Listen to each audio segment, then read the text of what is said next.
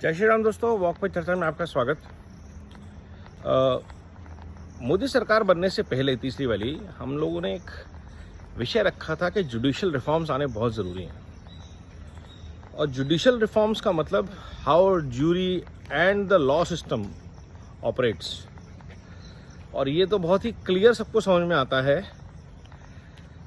कि जिन वकीलों को सुप्रीम कोर्ट की इमीडिएट एक्सेस मिलती है, हर दूसरे दिन डेथ मिल जाती है, उस जुडिशल सिस्टम को कोई एक साधारण भारतीय, एटलीस्ट 99.5% भारतीय तो अफोर्ड ही नहीं कर सकते। तो कौन लोग हैं जो अभिषेक मनु सिंघवी, कपिल सिब्बल जैसे नामी और नामचीन रईस वकीलों को एंगेज करते हैं? कॉर्पोरेट लॉ समझ में आता है, कंपनियों के अरबों रुपए के लेने देने हैं, बट इंडिविजुअल केसेस में, मर्डर के केस में, रेप के केस में कौन लोग हैं जो इनको फंड करते हैं? और आपको जान के हैरानी होगी, अधिकतर केस में इनकी फीस सरकार पे करती है, चाहे वो दिल्ली सरकार हो, चाहे वो बंगाल सरकार हो, चाहे वो कोई और स्टेट की सरकार हो।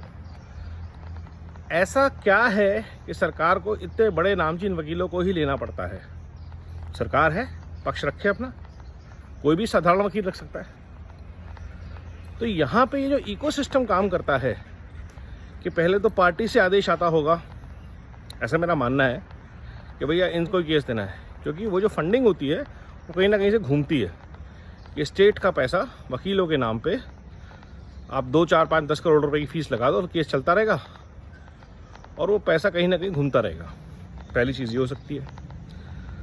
दूसरी चीज़ ये हो सकती है कि इन वकीलों की जुडिशरी के पास अच्छी एक्सेस होती है, उठना बैठना होता है, सब जानते हैं एक दूसरे को,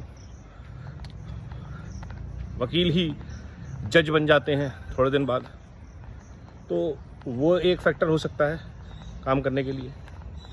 तो ये सब जो चीज़ें हैं इन पे हमें सोचना पड़ेगा। क्यों किसी भी और प्रोफेशन की तरह वकीलों की फीस फिक्स नहीं है? क्यों अनाप शनाप रेट होते हैं 15 लाख से लेकर के 1.5 करोड़ तक के सुनवाई के? क्यों ऐसा होता है कि जो लॉ बाकी देश के ऊपर एप्लीकेबल है वो वकीलों पे एप्लीकेबल नहीं होता?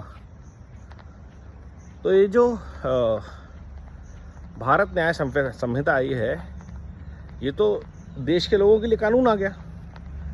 अब जुडिशल रिफॉर्म्स कब आएंगे जहाँ पे जज और वकीलों के हकूक तय किए जाएंगे, इनके राइट्स और ड्यूटीज़ तय की जाएंगी कि भैया 2-2 महीने की छुट्टी नहीं ले सकते आप, अनाप शनाप फीस नहीं ले सकते आप, 3 से 4 सुनवाई में आपको केस रफा दफा करना है।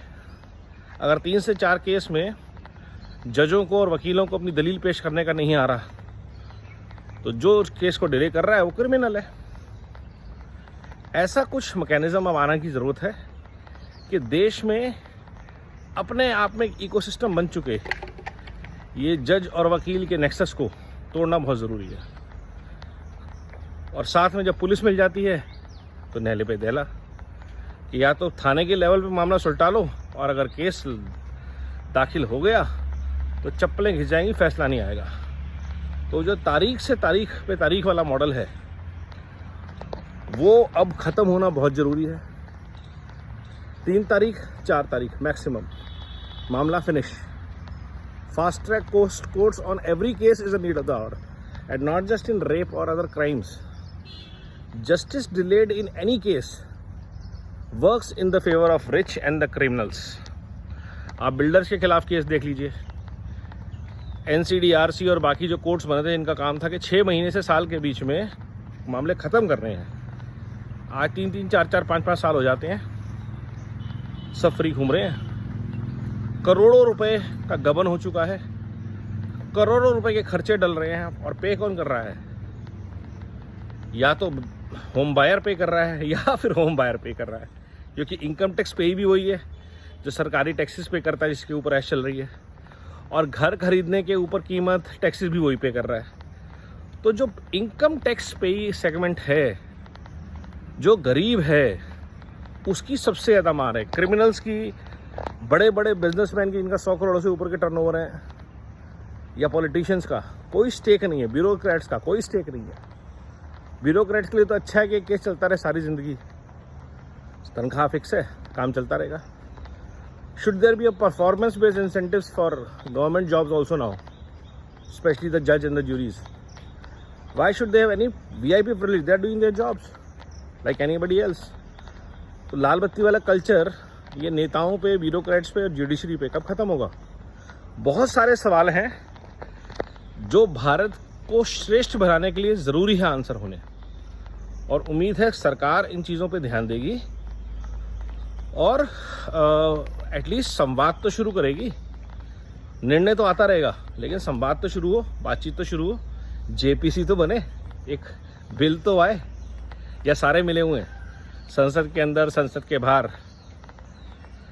कौन चिंता कर रहा है इस बात की कि एक आदमी की पूरी ज़िंदगी का सारी कमाई, परिवार सब बर्बाद हो जाता है एक कोर्ट के केस में, और सारा पैसा लूट के लेके जाते हैं वकील और पुलिस वाले, और जिनमें से हिस्सा सबका सब जगह बढ़ता ही है, ये सबको पता ही है। ऐसे नहीं कोठियाँ, मकान, फॉरेन के ट्रिप्स आते हैं ना लोगों के। किसी भी जज के बच्चे, किसी भी वकील के बच्चे फॉरेन में कैसे पढ़ रहे हैं अगर इनकम नहीं है तो? और वो इनकम कैसे है? एक सज्जन बोलते हैं मेरे तो 700 करोड़ का ITR आता है, मेरे इतना टैक्स पे करो। तो भैया 700 करोड़ के लिए आपने 2-3 हज़ार करोड़ की फीस चार्ज करी है, तो किनसे चार्ज करी है वो 2-3 हज़ार करोड़ लोग कौन है ये तो बताओ, कॉन्फिडेंशियलिटी के नाम पे।